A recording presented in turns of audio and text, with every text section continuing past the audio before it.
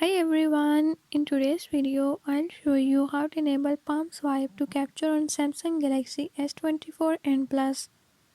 In this video I'll show you how to enable it. Before I start, if you are new to my channel, don't forget to subscribe and hit the bell icon. Watch complete video and learn how you can do it. Let's watch the video.